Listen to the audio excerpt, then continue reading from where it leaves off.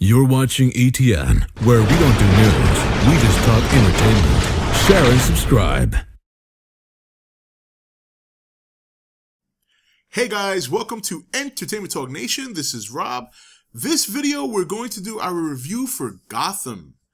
Yes, and this episode, I did like it a lot better than last week's. As you know, if you saw my review for last week, wasn't too crazy about it. I do want to apologize for those of you who might have been waiting for this review. Unfortunately, when I did watch the show the other night, I was really into it, but towards the end I fell asleep. I had a long day with the kids and we had a lot of fun and they just drained me, man. By the time night rolled around, I was so tired. So I actually slept and fell asleep during the last 10 minutes of the show.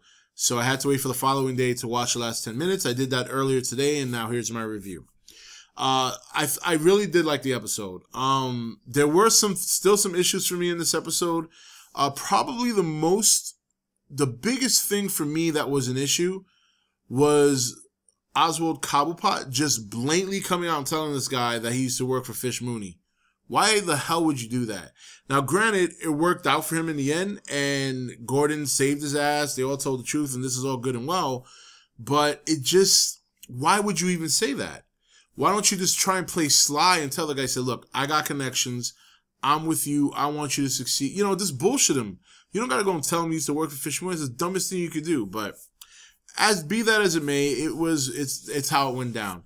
Now, the whole Venom thing, or Viper, whatever they called it, I kind of think of it as Venom. You know what I mean? Because to me, when I first saw the vial and to me, the first thing I thought about was Bane. So from the comics. Now, the amazing thing about this episode and Venom is on one side, when you see the Venom, as I said just a second ago, you think about Bane and all that, you think about the comics. On the flip side of this is we've seen a story like this a gazillion times. In fact, the first thing I thought about when I saw this show, or this episode, I should say, is it reminded me of an episode of The Fringe, and I can't quite remember which one it was, but it was something very similar. Maybe not on the grand scale like this guy, just handing it out to people randomly on the street, but I thought it was cool. I liked that when Edward Nygma explained what happened, because when I first saw the guy drink the milk, I'm like, what the fuck is this? You have all this power, you're going to a store and you're just drinking a gallon of milk? Like, that doesn't make any sense. And then obviously, when Edward Nygma pointed out what it did to the bones and the calcium, the lack of calcium, I should say, I thought that was great. I really did like that. I did. Didn't like didn't like the whole story with the whole drug on the street for the week, you know what I mean? And again, another formula where we have villain of the week again. So, but again, the show still has a lot of strengths. To me, this episode, the biggest thing was, finding out that Mooney is in cahoots with, I believe the guy's name was Nikolai. Or maybe I'm just saying that because that's what most Russian names are for men. But either way, and this is the part of the show that I had missed the first time around, so I'm glad I got to see it, because we saw Mooney working in cahoots with Nikolai. We see the lab is cleaned out, and we find out that Wayne Enterprises may very well be involved in a lot of corrupt shit. And now it makes you have to wonder just who's pulling the strings here, and why are they starting to show signs of corruption as well? And is this one of the reasons why the Waynes were killed? Because suddenly maybe they found out something about their own company they didn't like, and they were trying to, get rid of it, and somebody turned around and killed them to, for things to keep going. So that was interesting too. Now, Bruce Wayne, look, I want to see Bruce Wayne every episode. I do. Because you can't have a show like this without him, in my opinion. Even though Gordon is supposed to be the center point, and I gotta be honest, to be fair, as much as I've liked the show for the most part, he really doesn't feel to me like the centerpiece of the show. In fact, sometimes it feels to me like in this show, they're trying to focus so much on so many different characters that it gets a little discombobulated. But this is another episode where I get confused with Bruce Wayne's character in this show, and it has nothing to do with the comics, has nothing to do with that. I'm trying to understand how a kid could even make a request to speak in front of the board about business that probably has nothing to do with him right now. Yes, it's his father's company, and soon it will be his company. But right now, this kid should be in school. You know, he should be doing counseling for trying to mourn for his.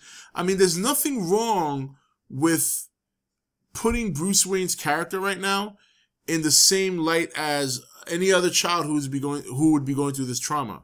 It doesn't mean that you're taking, in my opinion, it doesn't mean you're taking away the revenge factor. It doesn't mean you're taking away his motivation to eventually one day guard the city of Gotham and become the Dark Knight. But it just, for me, it just feels like he's involved in a lot more than he should be. You know, like, I don't think he should be. All right, we'll go with the investigating, okay? We'll say, all right, this kid's smarter than your average bear, and he wants to look at some files and try and get some answers as to what happened to his parents. But there was a scene in one of the first, and probably was in the pilot episode, where Gordon said, "I promise I will find who killed your parents." So why not use Gordon as leverage? Why not show Gordon what it is you're doing, what it is you're learning? And I know people are going to come out and say, well, that's Batman. He does things on his own. I understand that. We know that. He would have to do things on his own, because if he didn't do things on his own, then people would find out he's Bruce Wayne. But he's not Batman yet. He's a 12-year-old boy or a 13-year-old boy who has a detective that's willing to take this case on and spearhead it. And why not say, hey, Detective Gordon, I know this is none of my business. Well, not that it's none of my business, but I got these things I want you to look at. This might help you with your case. And that's fine. But to me, it's like now he's all up in these files. He's going to the balls or the events or whatever, and he's asking questions about the company. He's talking to this lady like he's fucking 30 years old. You know, it's just, and I guess people are okay with that. To me, it's just weird. It's just weird. It's one thing knowing that you're going to be Batman, but you don't have to be Batman now. That's my point. And that's how I feel. That's how I envision. That's how I see it when I watch the show, is that this kid is trying to be Batman right now, the detective portion of him. And it's just, to me, just your average kid, even as bright as they are, and as a hard time as they're having figuring out the death of their parents and why, they just wouldn't be doing this. And don't tell me it's because he's got money and he's rich. That shit don't have nothing to do with it. So, I don't know. That's just me. But overall, I thought the show was good. I liked the Venom. All right, that was cool. The protagonist, the antagonist was okay. I was more interested in what was going on with Wayne Enterprises. That was really what piqued my interest about the show.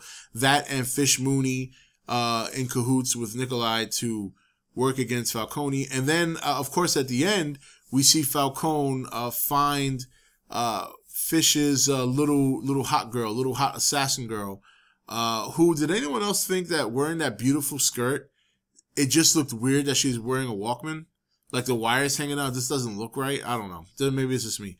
But, so she obviously put her in a position to succeed. She was giving her some training throughout the show. And now at the end of the show, we see that Falcone, I'm still kind of debating where I want to go with that. You see that she's found Falcone and she's starting to begin the approach, the putting herself in the position to make the final kill.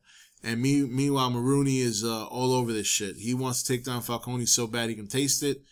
And Penguin just needs to shut the fuck up. Oswald, you need to shut the fuck up. You're in a perfect position right now. You might have screwed yourself, but we'll see what happens. So what did you think about this episode of Gotham? I enjoyed it. I like the Venom, the drug. I like what it did to its users. I like the Cobblepot stuff, only I think he spoke too soon. Fish, his little plans are starting to work out. And Wayne Enterprises, to me, probably the biggest interesting thing about this episode. Looks like they have their hands a little bit dirty. So we'll see how this all plays out. The show still has a lot of improving to do, but it's still very enjoyable to watch. And this was a great relief. I was kind of worried after last week's episode. I didn't like that one very much, though. Anyway, guys, this is Rob signing off for E.T.N, where we don't do news, we just talk entertainment. Take it easy. Thank you for watching E.T.N. Don't forget to comment, share, and subscribe. Join the nation's Facebook page to meet other subscribers or visit E.T.N.'s Facebook page and Twitter page. Links for all are in the description.